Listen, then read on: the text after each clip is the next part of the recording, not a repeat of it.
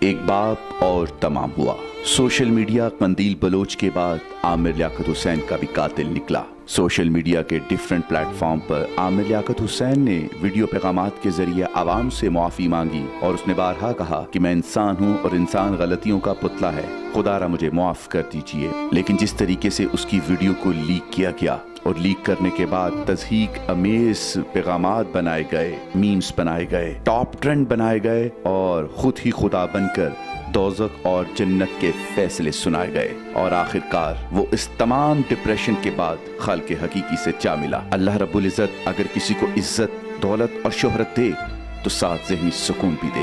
عامر لیاقت کو اللہ نے سب کچھ دیا، لیکن وہ ازدواجی اور ذہنی سکون سے محروم رہے اور آخری دنوں میں شدید ڈپریشن کا شکار رہے، اور اس کی سب سے بڑی وجہ سوشل میڈیا رہا۔ اللہ ہم سب پر رحم کرے اور ڈاکٹر عامر لیاقت کی مغفرت فرمائے اور آگے کی منزلیں آسان فرمائے۔